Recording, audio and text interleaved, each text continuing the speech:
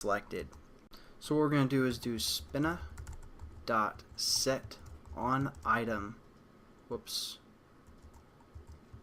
set on item selected listener, and we're going to set this equal to this, just kind of like when we set up a button, kind of as always, and then we're just going to implement the select or the item selected listener. And again, we just hover over a class, add unimplemented methods, and we have two new methods. Basically, when item's been selected and on nothing selected. Well, we aren't going to really worry about the nothing one because we aren't really going to do anything for the most part.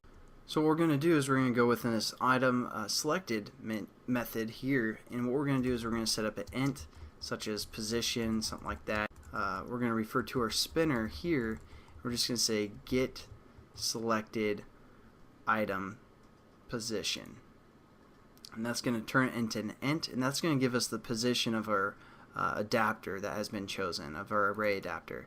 So we have three positions, position 0, 1, and 2, and so we're going to just set up a switching case for that. So we refer to our position,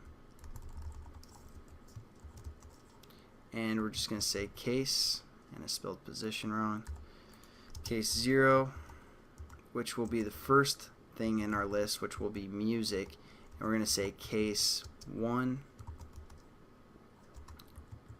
break, and lastly case 2 and break. Now what we're going to have our item selector do is basically tell us which directory we want to save in. So what we're going to do is we're going to scroll all the way up to the top and create a file, and we're going to call this path. I'm going to initially set it equal to null, so it's nothing.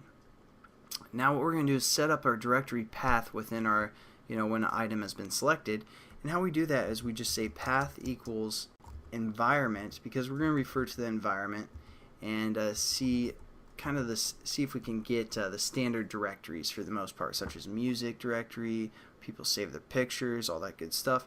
So we're going to say environment get external storage public directory, because when we save, basically we're just going to save a picture to one of these directories.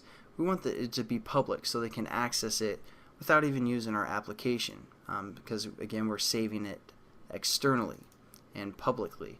And then all we're going to say within here, we're going to refer to our environment as well. We're going to say dot directory, what was the first one?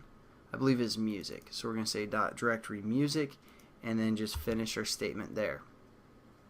So let's make sure, yeah, we have music, pictures, and then download. So we're just going to copy this and paste it, and paste it within our case 2. And just change the directory to directory downloads for the third one, and directory pictures for this one. So there we go. Basically that's it for this tutorial. I know these paths don't really mean much to you yet, but again, I'll talk about them more when we actually save our stuff to the phone. But that's it for this tutorial, guys. Again, all we learned about is the OnItemSelected listener, and how to access our spinner to get the current position of our array that has been selected, and we set up a path, which again is a file path. So I'll catch you guys in the next tutorial. Have a good one.